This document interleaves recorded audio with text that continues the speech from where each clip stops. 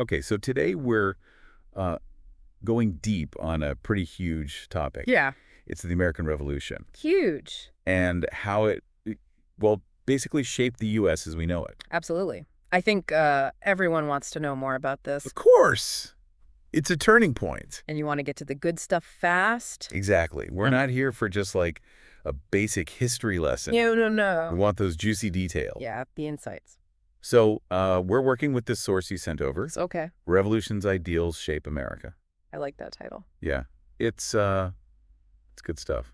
So where do we even begin? Well, right off the bat, your source makes it clear that this wasn't just some random colonial rebellion. Yeah. This was the first, truly successful war for independence Oh, wow. in modern history. I mean, that's huge. Yeah, it puts it in perspective. Right. And the thing is, it didn't just end there. What do you mean? It had this ripple effect all over the world. Oh, so other countries were watching. Absolutely. It was Yeah. inspiring other movements for freedom. I can see that. And beyond even the battles themselves, it triggered this radical shift in how people thought about government itself. That's fascinating. And we still feel that impact today in American culture. Okay, so let's get to the core of it then. Sure. Your source keeps coming back to these big ideas Big ideas, yeah.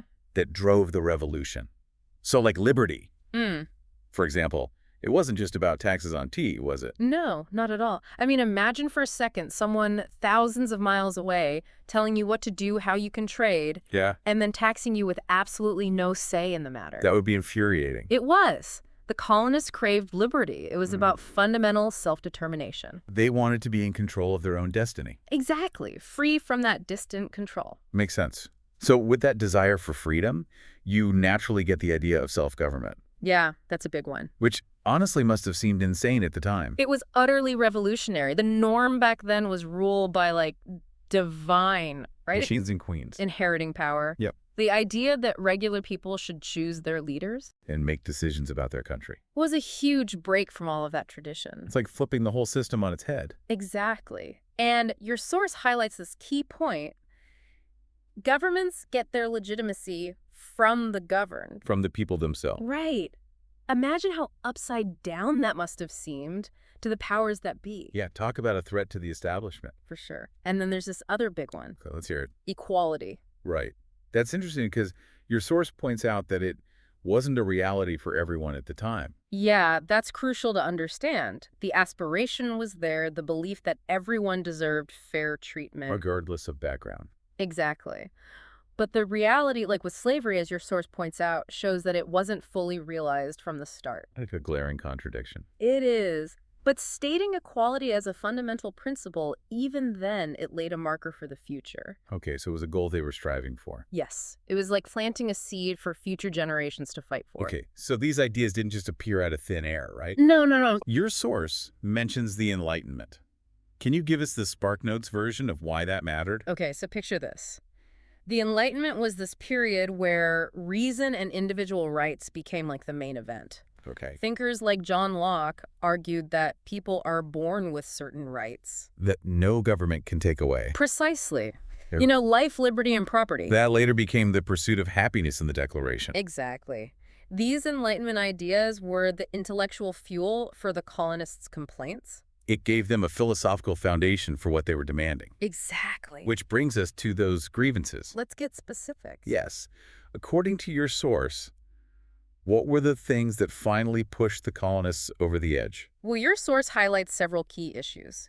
Taxation without representation was a major flashpoint. Right. They had to pay taxes to the British government. But they had no representation in Parliament. Like they had no say in how their money was being spent. Exactly. Then there were all these restrictions on trade. Limiting who they could do business with. Basically stifling their economic growth. And then there were laws that they just felt were fundamentally unjust. Infringing on their basic freedoms. Yes, all of this was seen as a direct violation of their right to liberty and self-governance.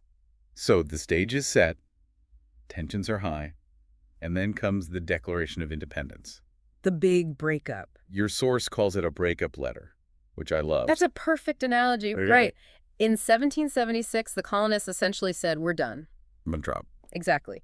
They officially declared that those 13 colonies We're now the independent United States of America. a bold move. Incredibly so. It was a defining moment. And of course, it contains that incredibly powerful statement Oh, what do you mean? about all men being created equal And those unalienable rights. Right. The Declaration states that those basic rights Life, liberty, pursuit of happiness. aren't granted by any government. Right. They are inherent to every single person. It's a powerful statement. It was revolutionary, not just for the colonists, but for the whole world to see. It wasn't just symbolic, though, was it? No. Your source points to some very practical outcomes of the Declaration. Oh, absolutely. What happened? Well, by declaring themselves an independent nation, Okay. they could actually seek out official alliances. Like with France. Exactly. All right. And that French support in terms of finances and military power was crucial to their victory over Great Britain. I mean, it's easy to look back now and think it was inevitable. Yeah. But your source reminds us just how risky this whole thing was. Declaring independence from one of the most powerful empires in the world. That's a gamble. A huge one. They were committing treason in the eyes of the British Crown. Yeah. Their willingness to take that risk speaks volumes about how deeply they believed in those ideals. It wasn't just the work of one person either, right? No way. Your source emphasizes the collaborative nature of the Declaration. It was a group effort. A committee of 5, actually. Who were they? John Adams, Benjamin Franklin, Thomas Jefferson, Robert R. Livingston, and Roger Sherman. Wow, what a team. Right.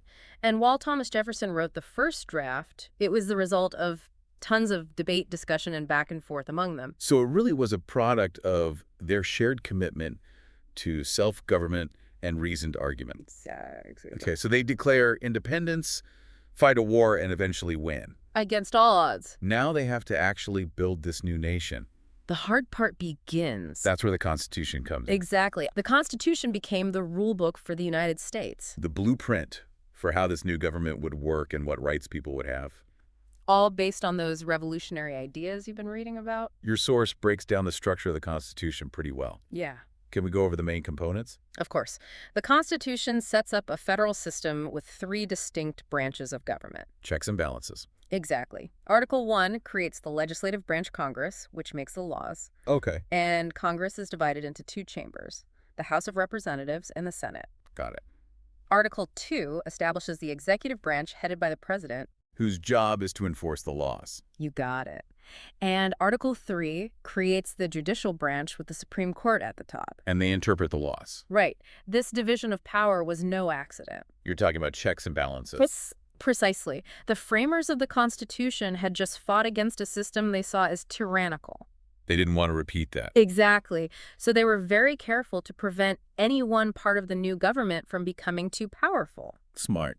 The system of checks and balances ensures that each branch can limit the actions of the other 2. So it protects individual liberties and prevents a slide back into authoritarianism. Right.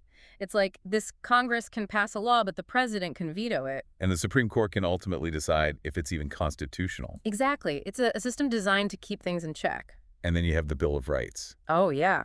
Which feels like it was added to calm people's fears about this new government. It was absolutely crucial. The Bill of Rights is made up of the first 10 amendments to the Constitution. And it lays out those fundamental rights and freedoms. Things like freedom of speech, freedom of the press, freedom of religion, the right to bear arms, and the right to a fair trial. It's interesting that your source points out that the Bill of Rights wasn't something totally new. Oh, that's right. It drew a lot from earlier declarations of rights, like the Virginia Declaration of Rights. So these ideas about individual liberties were evolving and building on each other. Precisely. And even getting the Bill of Rights added wasn't a simple process, was it? No, it involved a lot of debate and discussion. They actually proposed 12 amendments initially, and only 10 were ratified. showing how the government was adaptable and responsive to people's concerns. Exactly. So the revolution sparks these core ideals. They're declared in the Declaration. Boldly. And then the structure for putting them into practice is laid out in the Constitution and the Bill of Rights. The foundation of a nation. But the story doesn't end there, does it? Yeah. Your source explores how these ideas continue to have an impact. Oh, for sure. The principles of the American Revolution had a huge influence on the course of U.S. history. And your source specifically talks about 2 examples. The Civil War and the Civil Rights Movement. Let's start with the Civil War. The connection to the Revolution might not be immediately obvious, Well, think about it. One of the main causes of the Civil War, which happened about 80 years after the Revolution. right, was slavery. Many in the North felt that slavery completely contradicted the ideal of equality. Which was central to the Revolution. Exactly. So their fight to abolish slavery was like a continuation of the struggle to fully realize the promises made at the nation's founding. So it was about more than just ending slavery. It was about living up to those founding principles. It wasn't all about ideals, though, was it? Yeah. Your source also mentions those economic and political tensions. Oh, definitely. There were big differences between the industrialized North and the agrarian South, which relied heavily on slave labor. So those competing interests played a role, too. They did. The moral and philosophical debate about equality stemming directly from the Revolution was a major driving force. So the Civil War, even though it was incredibly tragic, Horribly so. did lead to the end of slavery. It did. And it was a huge step, even though imperfect, towards fulfilling that promise of equality. Then we jump ahead to the civil rights movement of the mid-20th century. Right. And here, the connection to the revolution feels much more direct. Absolutely. The civil rights movement was a fight by African Americans for equal rights and treatment in every part of life.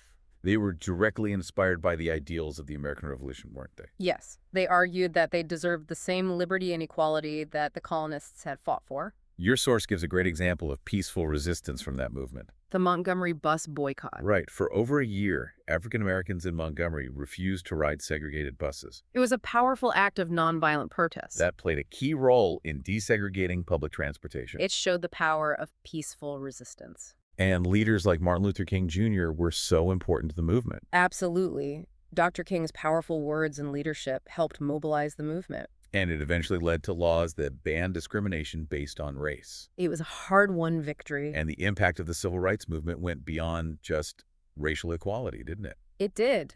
Its success and its principles inspired other groups like women and Hispanic Americans to fight for their own rights. It's like a ripple effect of that struggle for equality. Exactly. So as we wrap up, what's the main takeaway from your source about the American Revolution? It's about those core principles: liberty, equality, self-government. They fueled the revolution. And they've been driving forces throughout American history. They weren't perfectly realized at the beginning. But they've inspired movements for a more just and equitable society. From the abolition of slavery to the civil rights movement. And they're still essential today. As the United States continues trying to form a more perfect union. The revolution shows us that ordinary people can create change when they stand up for their beliefs. Beliefs in freedom and equality. Which are just as relevant in the world today. So to recap our deep dive into Revolution's ideals shape America. Okay. The American Revolution was so much more than just a war. It was a fight for ideas. For the core ideals of liberty, equality, and self-government. Ideals that are still shaping us today. Exactly. They were declared in the Declaration of Independence. To the world. And then they shaped the framework of the U.S. through the Constitution and the Bill of Rights. The blueprint for a new nation. And as we talked about, those revolutionary ideals continue to inspire movements for social change throughout U.S. history. Like the Civil War and the Civil Rights Movement. Exactly. The great summary. And now for a final thought to leave you with. Hit me. Think about how the debates we see today in the U.S. About rights representation. Even the very nature of our society. It's all connected. They still echo those fundamental tensions and aspirations that sparked the revolution. That's deep. So look at how these ideals have evolved. The progress, the setbacks, the conversations that never end. What does that tell you about American identity? Wow, that's a question worth pondering. It makes you realize how much this one moment in history is still shaping us. Absolutely. It's a powerful legacy. It really is. Thanks for this deep dive. It's been enlightening. You got it. Glad we could explore this together. Me too. Until next time. See ya. Keep on diving.